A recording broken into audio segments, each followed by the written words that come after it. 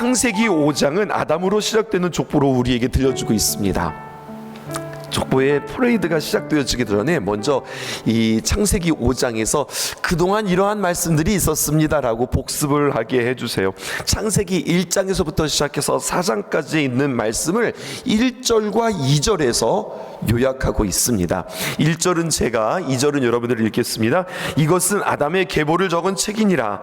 하나님이 사람을 창조하실 때에 사람의 모양으로 지으시되 남자와 여자를 창조하셨고 그들이 창조되던 날에 하나님이 그들에게 복을 주시고 그들의 이름을 사람이라 일컬으셨더라.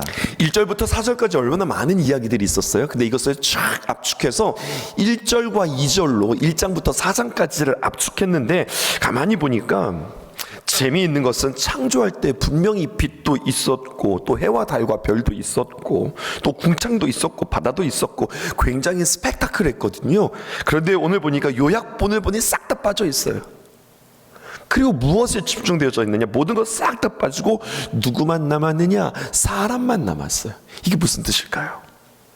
우리는 왜 모든 것들이 빠지고 사람에만 집중되었는지 압니다. 왜냐? 이 창조의 목적이 누구를 위함입니까? 하나님께서 우리를 위함입니다. 사람을 위해서 이렇게 창조했다라고 하는 말씀인 거예요. 우리는 생각하죠. 해와 달과 별보다 우리가 못하다고 여기고, 심지어는 일월성신, 하늘 외 해와 달과 별을 우리의 신으로 삼는다니까요. 그래서 우리는 그것에 비하여서 미물처럼 느껴집니다. 저 궁창보다도 바다보다도 거기에 우리가 견줄 바 못 됩니다. 그런데 성경은 우리에게 이야기해요. 네가 주인공이다. 결국 사람으로 귀결되어지는 이유는, 그것은 사람이 하나님의 형상에 따라 창조되었고, 그리고 하나님께서 직접 모든 것들을 지으시고 우리에게 선물로 주셨다고 하는, 우리가 하나님 앞에 얼마나 중요한 존재인가, 이것을 다시 한번 우리에게 말씀해 주고 계십니다. 하나님의 형상, 이것은 하나님의 얼굴 모양 그대로 우리를 지었다고 하는 이야기가 아닙니다. 우리의 본질이 하나님을 닮았다는 거예요. 다시 말하면 우리의 속사랑이, 우리의 영이, 또 우리의 중심이 하나님을 닮았다는 겁니다. 그 하나님의 속성을 우리는 1장과 2장을 통해서 우리는 만날 수 있었습니다. 우리가 배운 것처럼 하나님은 유일하신 그 하나님이세요. 근데 그 하나님의 모습을 창세기는 두 가지로 그려주고 있습니다. 창세기 1장에서 나타난 그 하나님, 히브리어로 그 하나님 엘로힘이라고 표현한 그 하나님은 창조하시는 하나님, 전능하신 하나님, 무궁무진하신 하나님, 엘로힘 하나님, 그냥 하나님이라고 우리 성경에 기록되어져 있어요. 그런데 창세기 2장에 보니까 하나님이 아니라 여호와 하나님, 하나님 앞에 여호와라고 하는 말이 붙습니다.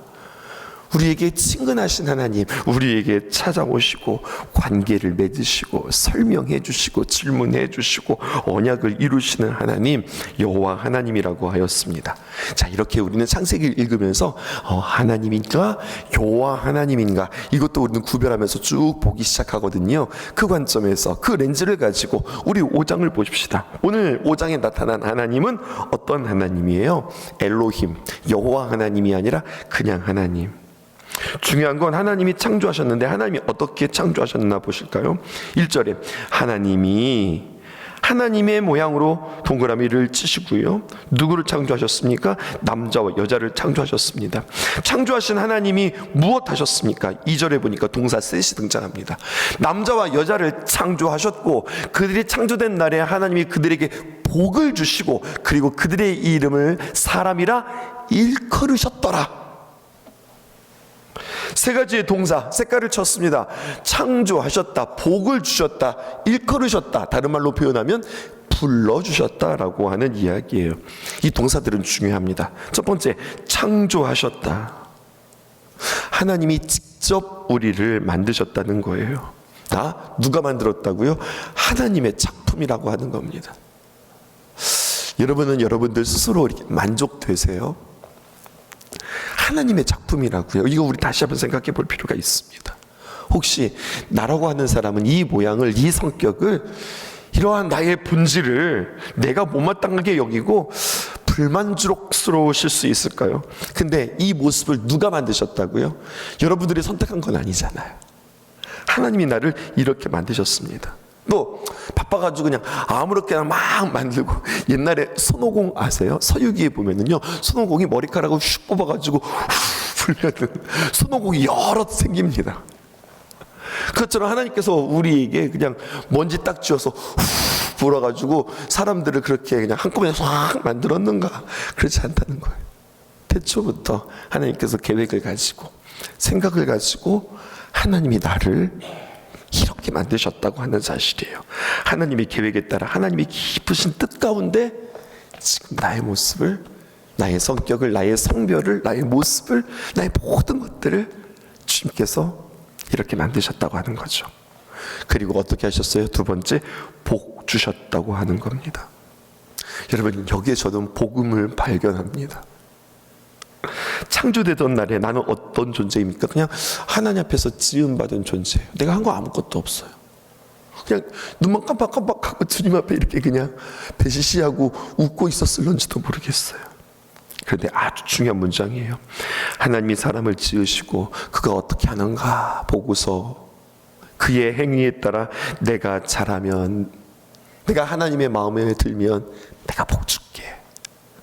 또 내가 잘못하면, 내가 하나님의 마음에 들지 않으면 하나님께서 복을 거둬가시는, 이렇게 하시는 것이 아니라 나의 행위와 상관없이, 내가 무엇을 하던 간에 상관없이 먼저 창조하시고 복 주시고 시작하셨어요. 네가 어떻게 하는가 보자 하고서 하는 거에 따라서 복을 주시는 것이 아니라 무조건 하나님께서 나에게 복을 주시고 시작하셨어요. 쏟아 부어주시고 그저 사랑해 주시고. 하나님은 어떤 분이시냐? 우리 존재만으로 기뻐하시는 하나님이세요. 그렇게 하나님께서 나를 창조하셨고 복 주셨다. 그리고 세 번째, 일컬으셨다. 이름을 불러주셨다는 거예요. 우리는 창세기를 통해서 유명한 장면가 한 사람 알죠? 누구예요? 아담이에요. 아담이 부르는 것마다, 물론 하나님께서 지어주셔서 그가 모든 사물에, 만물에 이름을 붙이죠. 그런데 유일하게 여러분, 아담, 그 이름 누가 지어주었어요? 누가 불러줬어요? 그 아담이라고 하는 이름, 자기가 자기 이름 붙인 거 아니에요. 하나님이 아담이라고 이름을 불러주었어요. 하나님이 그 이름 지어주었습니다. 이름을 지어주었다. 여러분, 이게 무슨 말일까요? 하나님이 우리의 아버지 되신다고 하는 뜻입니다. 하나님이 우리 아버지 되셔서, 그래서 창조하시고 복을 주시고, 그리고 스스로 우리의 이름을 일컬으시면서 나의 아버지 되셨다고 하는 거예요. 우리는 창세기를 통해서 지금 계속해서 은혜를 만나고 있습니다. 한번 쭉 정리해 볼까요? 죄를 이기는 은혜, 또 생명의 귀중함과 겸손함에 겸비하는 은혜, 또 나의 허물을 덮어주시는 은혜.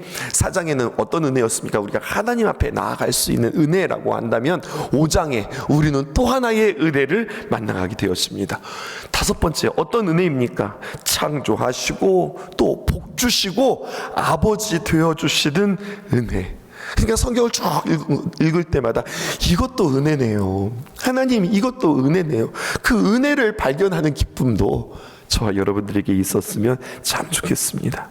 그러니 나는 하나님이 지으셨고, 나를 지으셨을 뿐만 아니라 하나님께서 복 주시고, 하나님께서 나를 복 주실 뿐만 아니라 하나님이 나의 아버지가 되셨고. 아멘이세요? 여러분, 이것이 여러분들에게 큰 기쁨이고 큰 뿌듯함이기를 주님의 이름으로 축복합니다. 자부심이요, 자긍심입니다. 그러면 어떻게 살아가느냐? 세상은 계속해서 우리에게 딴지를 겁니다. 너 별거 아니야. 네가 하는 게 뭐가 있어? 너는 가치가 없어. 뭘 그렇게 살아? 그냥 대충 살아. 남들도 다 그렇게 사는데 뭘 그렇게 유별나게 살아? 그냥 묻어가는 거야. 그렇게 그냥 튀지 말고 그냥 그렇게 사는 거야. 이 세상이 우리에게 가르쳐주죠. 그런 세상을 향하여서 여러분, 우리가 가르쳐줘야 됩니다. 우리가 선포되어야 합니다. 아니, 나는 그런 존재가 아니야. 하나님이 나를 지으셨고 하나님이 나에게 복 주셨고 그리고 하나님께서 나의 아버지가 되시는데 내가 어떻게 하나님을 알지 못하는 자들과 그 진리를 깨닫지 못한 자들과 똑같이 살 수 있냐? 끊임없이. 그렇다고 막 만나는 사람들은 막 호통치지 말고요, 내 마음으로 맞아, 나는 그런 사람이지, 그런 사람이지, 나의 정체성을 늘 확인하실 수 있기를 주님의 이름으로 축복합니다. 그렇게 1절과 2절에 다시 한번 창세기를 요약한 뒤에 이제 족보가 나옵니다. 근데 이 족보에는 아주 단순합니다. 족보에 계속해서 패턴이 나오거든요. 패턴 하나를 잘라가지고 왔습니다. 4절과 5절입니다. 아담은 셋을 낳은 후에 800년을 지내며 자녀를 낳았으며, 그리고 5절에 그는 930세를 살고 죽었더라. 이게 지금 족보의 한 패턴입니다. 누구는 먼저 이름이 등장하고, 지금 4절과 5절을 띄워주시면 됩니다. 그리고 몇 살을 살았다가 생애를 말하고, 누구를 낳았고 그것들이 어떻게 계승되었는지를 이야기하고, 몇 살에 죽었다, 사망을 이야기합니다. 이게 끝이에요. 이것을 요약하면요, 여러분, 사람은 태어나서 죽는다, 이 이야기하는 거예요. 이 당연한 이야기를 하는 겁니다. 이게 답니다. 인생의 일생에 보면 인간의 일생이 그냥 태어나서 죽었다, 이렇게 보이는데 이 안에 굉장히 중요하고 심오한 뜻이 담겨져 있습니다. 사람이 태어나고 죽었다. 근데 그 사이 뭐 하나가 더 있어요. 뭐가 있는지 발견되십니까? 자녀를 낳습니다. 근데 여러분, 자녀를 낳는 것으로 끝나나요? 우리가 자녀를 낳아보았잖아요. 어떻게 됩니까? 자녀를 낳았으면 키워야죠, 길러야죠, 양육해야죠. 여러분, 그리고 세상을 떠나는 겁니다. 이게 족보의 이야기입니다. 자녀를 낳고 기르는 것, 이것이 인생에 있어서 얼마나 중요한 일인가. 하나님 보실 때 인간에게 정말 중요한 것이 무엇인지를 다시 한번 우리에게 말씀해 주세요. 우리는 태어나잖아요. 그리고 죽는 거잖아요. 근데 태어나고 죽는 것 사이에 아주 중요한 건 하나를 심어 놓았다니까요. 자녀를 낳고 그리고 자녀를 기르는 사명이 우리에게 있는 것입니다. 우리가 이 땅에 살아가면서 우리는 얼마나 위대한 일을 했는가, 얼마나 많은 것으로 세상을 아름답게 했는가, 나는 이 세상에 얼마나 많은 것들을 이바지하고 공헌했는가, 우리의 관심은 그거예요. 그래서 그것을 통해서 그 사람 참 잘 살았네, 이렇게 생각하기 쉬운데 하나님의 관점은 달라요. 오늘 첫 번째 만나는 족보를 보니까 여러분, 인간이 무엇인가를 우리에게 보여주고 있습니다. 하나님께서 이것저것 싹 다 생략하셨어요. 앞에서 우리 창세기 이야기를 요약하는 거 여러분 보셨잖아요. 창세기 1장부터 시작해서 4장까지 쭉 우리는 정말로 다양한 이야기가 있었는데 하나님께서 딱 요약하셨는데, 내가 창조하고 그 창조는 오직 사람을 위함이다. 하나님의 관점은 이거인 거예요.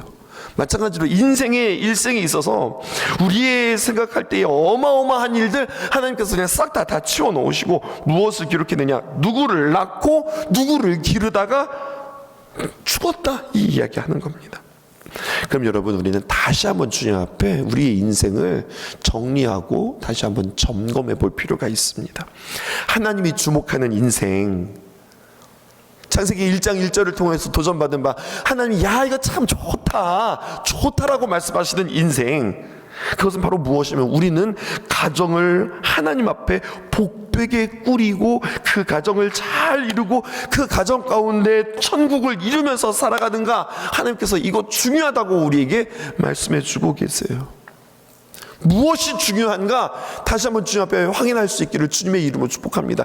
열일 제쳐놓고 우리가 정말로 귀한 가정을 세우고 그리고 자녀들을 세우는 일들이 이렇게 중요한데, 우리는 오히려 자녀들을 젖혀놓고 가정들을 젖혀놓고 무엇을 하겠다고 그렇게 아둥바둥 살아가는가, 다시 한번 점검해 봐야 되는 겁니다.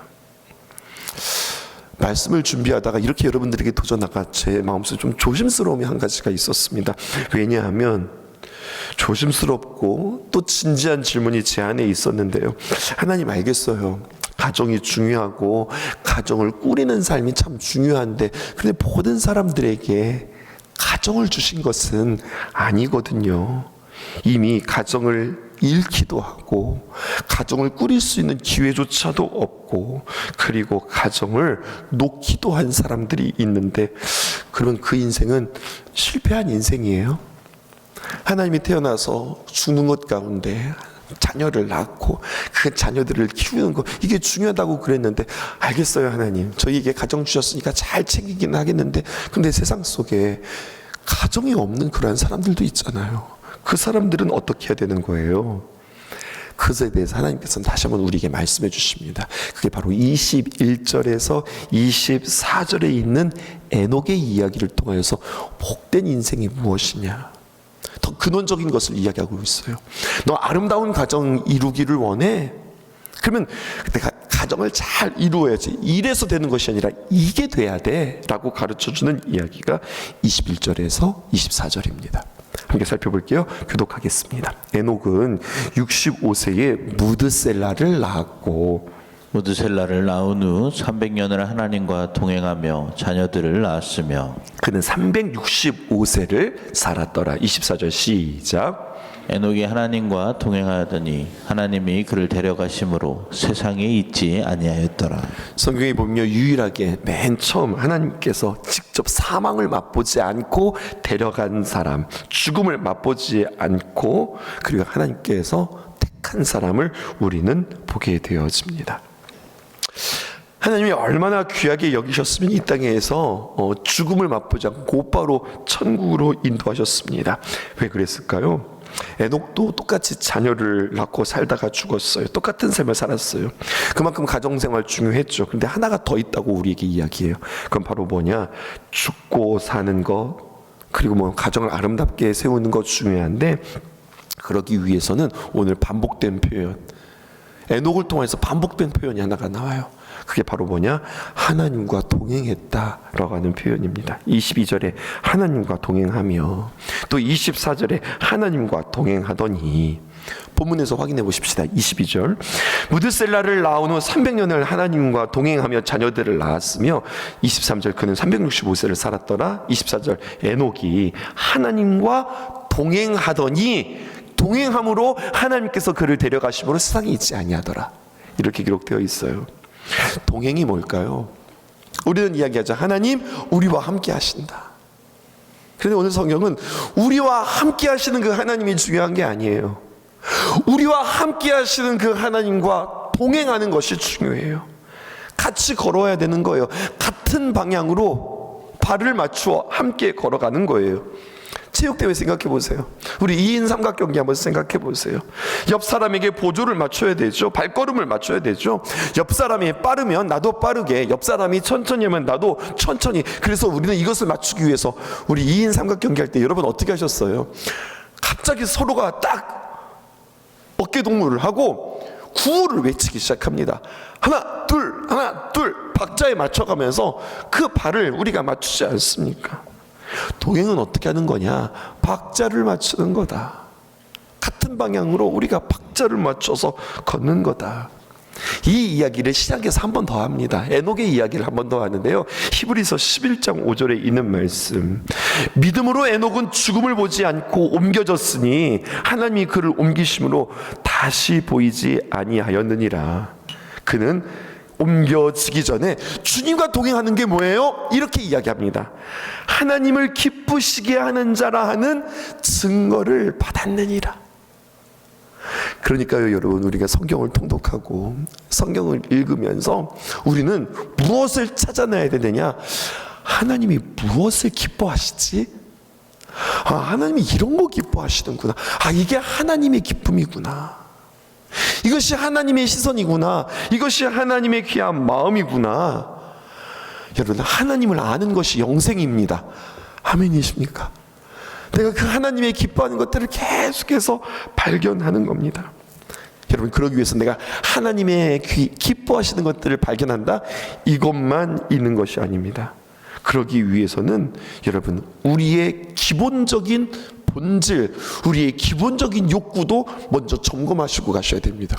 우리는 어떠한 존재입니까? 우리의 근본적인 중심에 우리의 경향성, 우리의 욕구가 있습니다. 우리는 누구냐? 이기적인 존재예요. 우리는 누구를 기뻐하는 것이 자동이냐? 이건 애쓰지 않아도 돼요. 누구를 기뻐합니까? 나를 기뻐하는 거예요. 그러니 하나님과 동행한다라고 하는 것은 내가 기뻐야 되고 뭐든지 내 마음에 들어야 되고 내가 보기에 좋은 것이 크게 잘한 것이라고 생각하는 건데, 하나님과의 동행은 무엇이냐? 나 내려놓고 하나님께서 기뻐하시는 게 무엇일까? 하나님을 생각하는 거죠. 주일날 선포되었던 말씀 기억해 보실까요? 예수님을 나의 왕으로 모신다. 이게 어떤 뜻으로 여러분들과 함께 소개했어요? 우리 주님을 내 등에 태우고 마치 예루살렘 성전에 들어가는 나귀처럼 내가 제갈을 물고 끈을 주님 손에 맡겨드리고 방향도 속도도 주님께 맡겨드립니다. 예수님 다 하시는 겁니다. 주님께 맡겨드리는 거.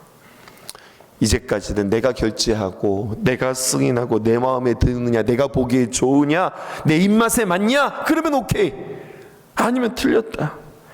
이제는 그게 아니라 예수님이 좋을까? 예수님이 기뻐하실까?